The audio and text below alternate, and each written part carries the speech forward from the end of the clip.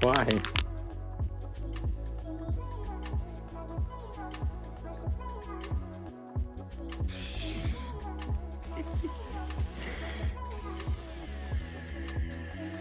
Oh wow, this paint is laying down smooth.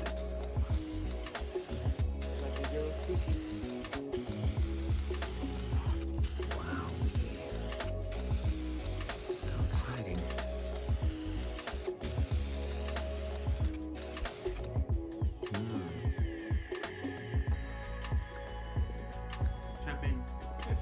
Well, I don't think the homie asked her. I think the dude asked her. Yeah.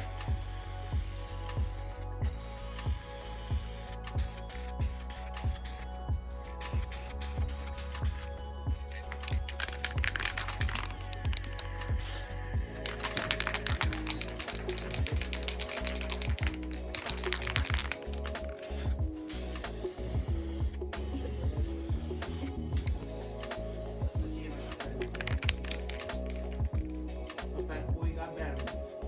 Oh shit. Yeah, this is cool.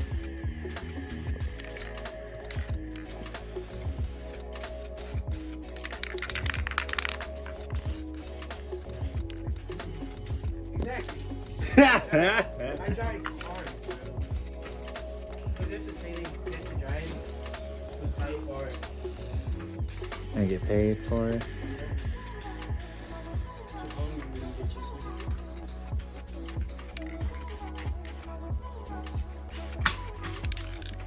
My homie tried to buy that GSR. Yeah? She won't sell it. No. Ask her out. Stupid.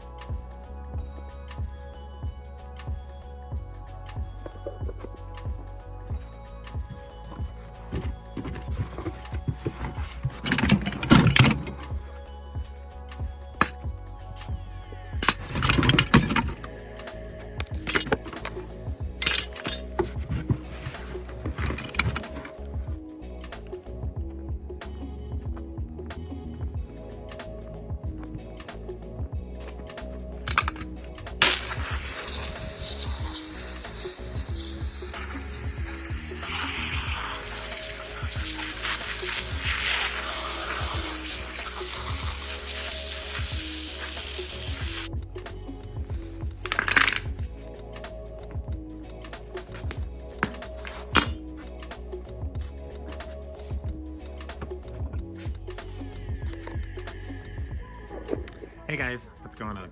Today, we're gonna do some steering rack stuff. So this is my original CRX subframe. This is the subframe that goes behind the engine. It holds the rear engine mount on it, and it also holds your control arms and your steering rack. I pretty much just spent all day sanding this guy down. I sprayed it with this really cool Eastman paint that 6205 Gene recommended me. This is Eastwood Extreme Chassis Black. You have to get Extreme Chassis Black. Chassis Black is a different product. This Extreme Chassis Black comes out looking like you just powder coated the thing. It looks freaking awesome. It looks gorgeous. Gene recommended me this stuff because he is currently restoring his CRX at Greddy Performance with Kenji, and apparently this is the stuff the professionals use, so here we are. This looks amazing. I'm really digging this. I didn't really put too much effort into this. Compa came over last night, and you know, this kind of got like sidetracked, and I was kind of just like, I just kept peeking at it to make sure everything was going good. But I only sprayed one coat on here and it looks amazing. Obviously it's not perfect. Obviously it's not the super shiniest thing ever. It came out kind of peely right here, but like, I don't even care about that, guys. No one's even gonna see this. Just the fact that this has already been resprayed, and it was resprayed with something that is durable, and this is not going to flake like Rust-Oleum would have. This is awesome. I'm really happy about this. So pick up a can of this if you guys are doing a lot of like under chassis stuff. I could have also done my spindles in this stuff, but I didn't. Okay, so this is my steering rack. It's just a base manual EF steering rack. There's only two kinds of manual EF steering racks. You have the manual EF steering rack that is on a majority of cars, and then you have the SI steering rack. The SI steering rack is a little bit different from this steering rack. Basically, as you turn sharper and sharper with the SI steering rack, the wheels will turn faster and faster. Like the gear ratio gets more aggressive. It's like a progressive steering rack. This steering rack features 4 turns from lock to lock, left to right, and the turning radius doesn't change. So this is just the EF steering rack. We're going to keep on running this because this is what I have. EF Chris actually had a pretty good deal on CRX SI steering racks, but I don't know. I've spent enough money on this car. If we want to upgrade to an SI rack in the future, we'll do that. For now, though, I've had this thing all bundled up for a second. We've got plastic bags on the ends, so that way we didn't get any grease in the car, and we also didn't get any water inside of the steering rack. And then over here, we have some brand new outer and inner tie rods. I'm using Mevoltech. I've actually used Mevoltech for like ever. I've always used Mevoltech from Rock Auto. If Mevoltech isn't available, then that's when I go to a different Rock Auto brand. But for the most part, I always look for Mevoltech. They've never done me wrong. I picked up 2 inner tie rods. That's what these guys are. Part number MEV217, I assume. And then I picked up a left and a right outer tie rod. Part number MES2946L for left hand side, I assume. And we're not going to be doing a professional alignment on this car, obviously not yet, but we are going to match up these tie rods with those old tie rods, so that way the wheels will at least be straight, and then maybe we will be able to drive this car to the alignment shop if it's not too bad. But yeah, let's get these matched up to those. So here's something I noticed. With the old inner tie rods, they actually have the joint on this side. That's actually where it turns at. But then with our new inner tie rods, the joint is on the inside. It's in there. This does not turn. That does. So that's interesting. I'm kind of confused as to how I should align these at this point, but I'm just making sure that the stubs are aligned like that. And then over here, we got our nuts pretty much at the same exact location. I think this one can go in a little bit more. But like I said, guys, this is not an alignment video. This is not a how-to garage alignment your car. This is just, we're just trying to get this somewhat straight. If it's not perfect, it's not perfect. That's okay. I'm so in love with you. You got me down again.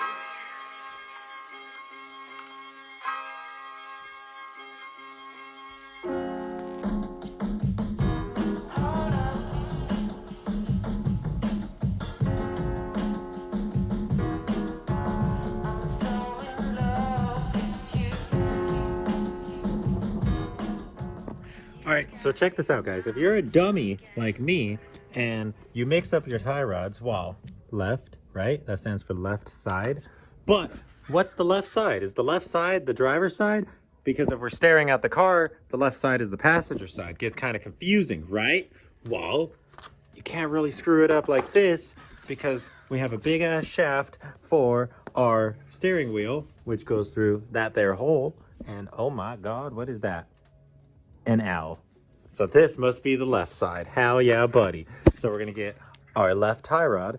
We're gonna put it on the left side of our steering rack, and then we're gonna bolt that to our subframe.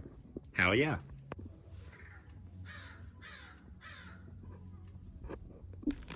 So your tie rods should come with a thick washer and then this little crush washer right here. It's gonna be a funny shape. Let me show y'all what this is. It looks like that. It has little teeth, and then it has this big wide lip. I'm sorry my hands are so damn dirty. But anyways, take the end of your tie rod, place the thick washer first, like that, and then these lips are actually going to sandwich inside of that thick washer, just like that. See how they're already kind of like sandwiching in? So when we go to tighten all of this down, it's actually going to crush, and all of this is going to sandwich together. And then you're going to take a flathead, and you're going to crush these lips down to actually hug the steering rack. It's going to look like that. See how it has those crushed sides? That's actually what you're going to crush the washer onto. So let's do it.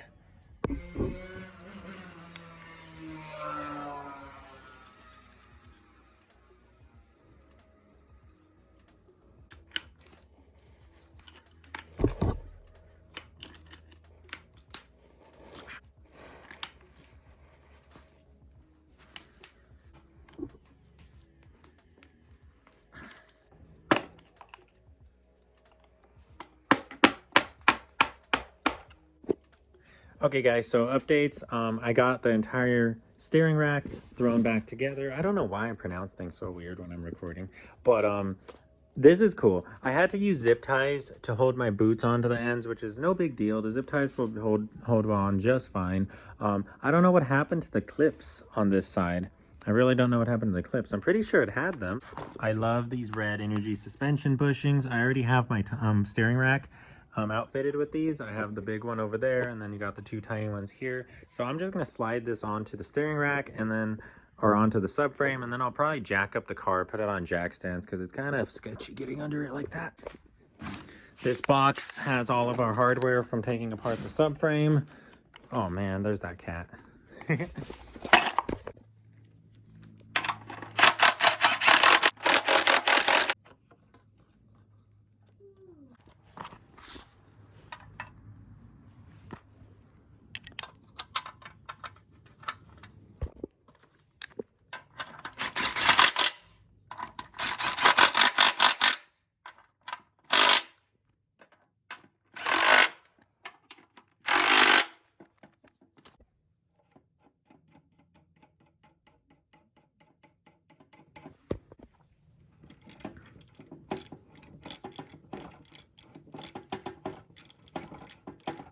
All right, guys, if you're a dummy like me, apparently this tie rod needs to, the driver's side tie rod needs to be removed in order to get the steering rack onto the subframe, or else it's not going to fit inside of these things. I didn't know that, so I had to go and backtrack, but hopefully I can save you guys a little bit of time. If you have your steering rack off of your car, definitely only install one tie rod.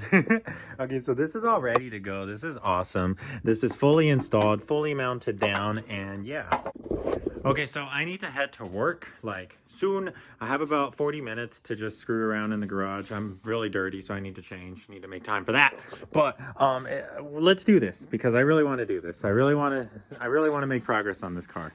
I think we're gonna move the engine over there, jack up the car, get it off of these roller dollies, put it on 4 jack stands, and then we'll get underneath it, jack that subframe up, bolt it up, and then we'll be done. That's gonna be it. So let's do it.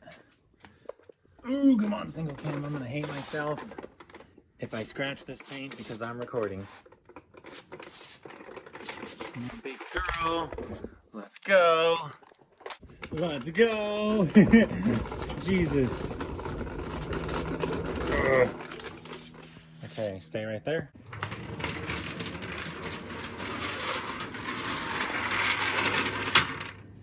I think I'm gonna have to send this door panel to Pat all the way in Arizona because none of you guys local want this.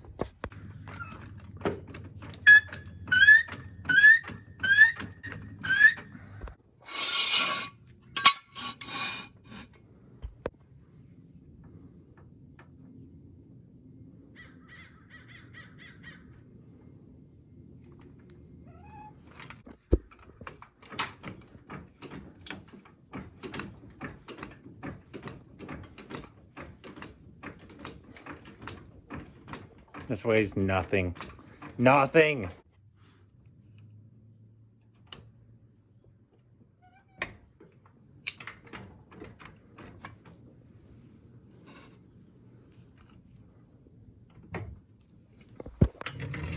It's not even on this jack stand. Whatever. No way! Me and Copa were looking for this for so long. 10 millimeter. Okay, here are our 4 bolts for the subframe. They are these bolts. They look a lot like the traction bar bolts, but here are the 4 traction bar bolts. As you can see, the traction bar bolts have a little bit of a, like they get thicker at the top. These subframe bolts are not going to do that. They're just going to be regular bolts. They're also a little bit shorter than traction bar bolts. This is traction bar, this is subframe. So yeah, make sure you're using the right bolts so that way nothing goes wrong.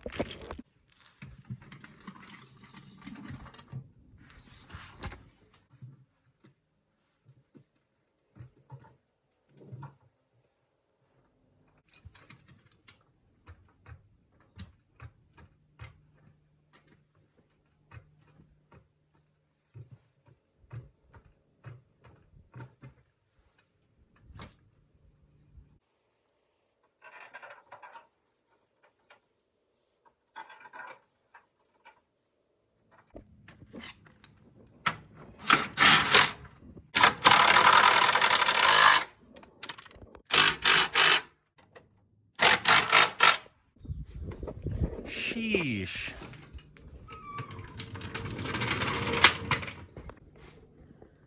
All right, boys, we got our subframe in. So unfortunately, I lost this, it's a little bushing, a little rubber piece that goes right here. I lost that, unfortunately. I need to find that little bushing that I lost in storage. I know I have it. It's probably in the car, honestly, but if I don't find that anytime soon, I'll pull one from the junkyard or something. Anyways, this is pretty much good to go. We are going to kick it into high gear now, guys. We are going to start doing some awesome stuff. So, this past weekend, me, Compa, and Issa took a little Bay Area trip. We got to hang out with Ginger Daniel, Damien, and, you know, just kick it with the homies. We also got to meet Paul Garcia, and, guess what I brought home with me? Check this out. Sheesh, baby. Okay. So we have a pretty beast welder setup now. Yes, I don't know how to weld, but we have everything that we need to learn. And you guys know how we did it with our paint. I didn't know how to paint. I didn't know jack shit about painting. I screwed up painting a lot. Now I'm going to screw up welding a lot. But I'm going to learn how to weld. I now have the ability to weld everything that is steel and iron that is going to be on this car. Unfortunately, I can't weld aluminum with that setup, but we can get a lot of stuff done. We can at least mock up our intercooler, and we can make tabs for it. We can relocate our battery. We can make a new battery box. We can do a lot of stuff that we were not able to do before. But anyways, you guys, I need to get off to work. I was actually just FaceTiming Compa for like an hour, so I kind of lost all of my time to clean up the garage and get out of here. But anyways, you guys, I'm gonna get going. If you enjoyed the video, please like and subscribe. I will be posting a lot more, I think, I hope. I really want to be. We're gonna be doing a brake tuck. We're going to be using an EX master cylinder and brake booster. We're going to be tucking all of our lines. We're going to get rid of this crap. I should have got rid of that crap before I painted the bay, but it is what it is. We're going to tuck all of our lines. We're not going to have anything in the engine bay. I believe we're going to be building a single cam. I think I've decided that I'm going to build a single cam because honestly, guys, you guys remember Damien with his white wagon? They came down for the Super Honda meet a few months ago.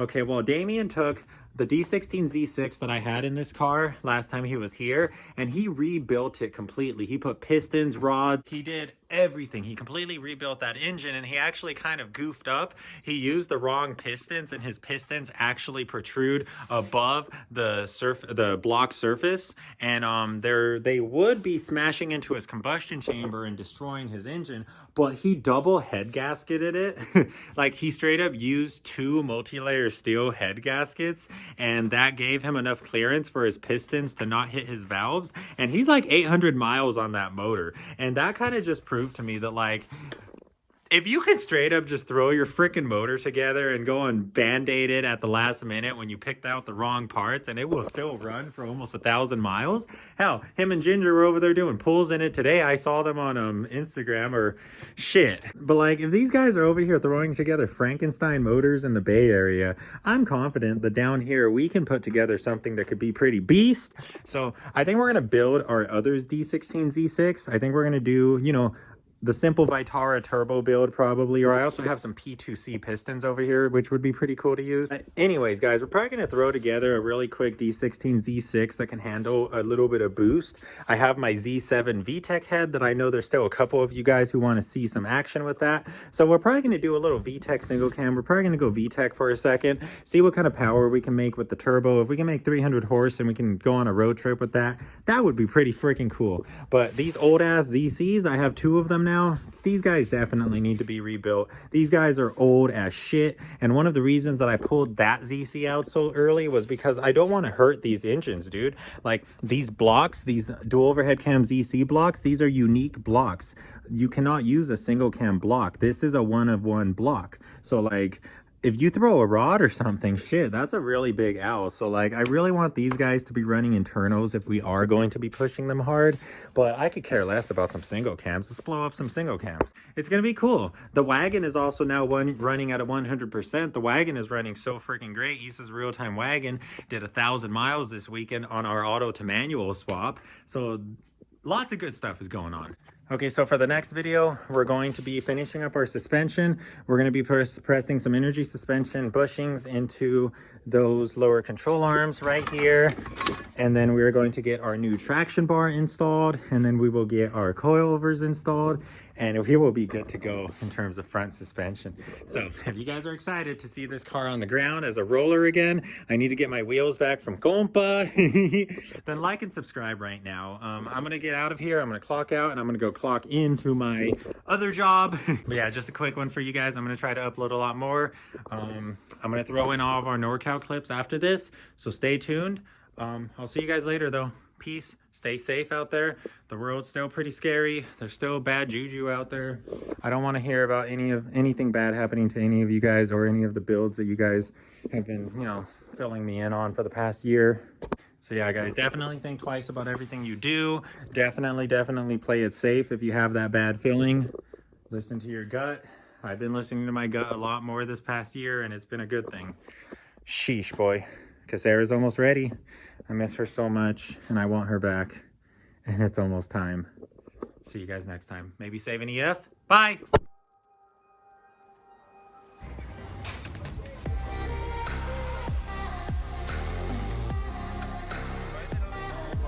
It's getting the meat.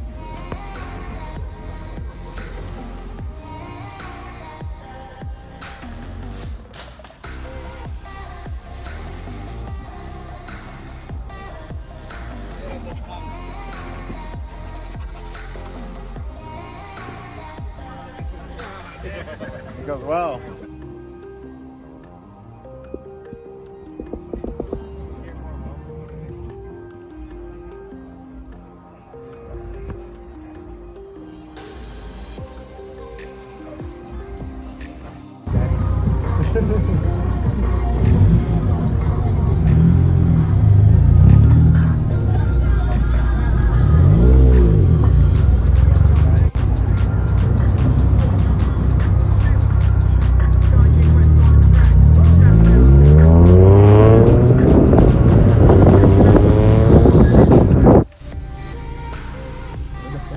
Oh yeah, it's half coffee, half milk. Mine's just all black coffee. I think I need a clear timing cover on mine. I don't even have a timing cover. According to the state rep cop, it's they're adjustable cams. I know, oh, that's what he said. Adjustable cams right there. Digitech bearings. The head's pretty much all stock for now, but I got Grauer springs and retainers for the future when I plan So on clean. That's the stock transmission that came out of this wagon. So almost 300,000 miles on that. But When you got turbo, bro, we're gonna have to rate. things shift smoother than when I got it. I flushed out the transformer. Now it's just like.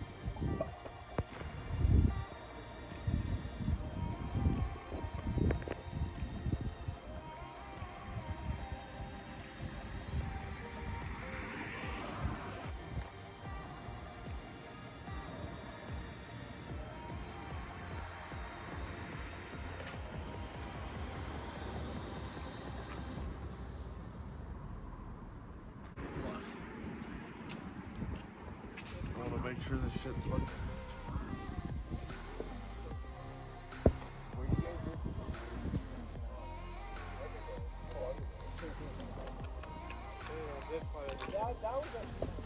Troy? Yes, I sir. did that shit in like 5 seconds. It took like 40 seconds. Not the best at putting on stickers. No ginge.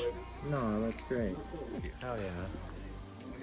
Honda head gasket on top and the Cometic on the bottom is I figured the Honda has slightly smaller bore size technically. It's still like 75.6 millimeters, so it should be enough clearance, but just for safety, I guess. What?